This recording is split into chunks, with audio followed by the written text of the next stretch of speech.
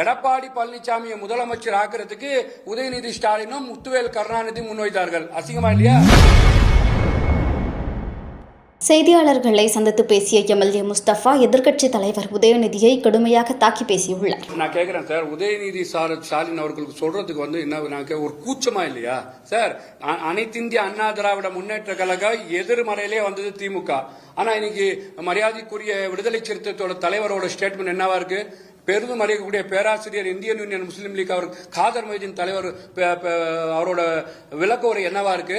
எடப்பாடி பழனிசாமியை முதலமைச்சர் ஆக்குறதுக்கு உதயநிதி ஸ்டாலினும் முத்துவேல் கருணாநிதி முன்வைத்தார்கள். அசிங்கமா இல்லையா? தமிழ் அப்ப நீங்க களத்திலேயே இல்ல, எங்க ஆட்சி தான் நடக்குதுன்னு சொன்னா இங்க மக்கள் ஆட்சி நடக்குது. பெரும்பான்மை நிரூபிச்சிருக்கிறோம். 144 எம்எல்ஏகள் பாத்தீங்கன்னா கிரவுண்ட்ல ஸ்பீக்கர் முன்னார் நீங்க பாத்தீங்கன்னா பெரும்பான்மை நிரூபிச்சு ஆட்சி நடக்குது.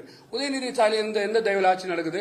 நீங்க முழுக்க இந்த ஆட்சியை இவங்க பாத்தீங்கன்னா கட்டுக்குள் வைக்கணும் முடிவு பண்ணாங்க. இன்னைக்கு இந்தியன் யூனியன் முஸ்லீம் லீக் இன்னைக்கு இஸ்லாமியர்களுக்கு சுதந்திர இந்தியாவுக்கு அப்புறம் நான் இஸ்லாமின் பாதுகாவலன் சொல்லி வாய்ச்சவடால் விட்ட திமுக காரர்களுக்கு இன்னைக்கு பாத்தீங்கன்னா மரியாதைக்குரிய தமிழ்நாட்டோட முதலமைச்சர் சார் அவர்கள் இஸ்லாமியர்களுக்கு நான் தான் அங்கீகாரம் கொடுப்பேன் இன்னைக்கு மினிஸ்டர் இடம் கொடுத்துருக்காரு. திமுக வரலாற்றில் கொடுத்திருக்கா கிடையாது. அப்ப முழுக்க இந்த இஸ்லாமிய மக்களை ஏமாத்திருக்கிறாங்க, பட்டியலின மக்களை ஏமாத்திருக்கிறாங்க. விடுதலை சிறுத்தை போன்ற இயக்கங்களுக்கு திமுகவுக்கு தானே சூரியனுக்கு ஓட்டு போடுங்க, கருணாநிதிக்கு ஓட்டு போடுங்க, ஸ்டாலினுக்கு ஓட்டு போடுங்க, உதயநிதிக்கு ஓட்டு போடுங்கன்னு சொன்னவர்களுக்கு அங்கீகாரம் கிடைக்கல.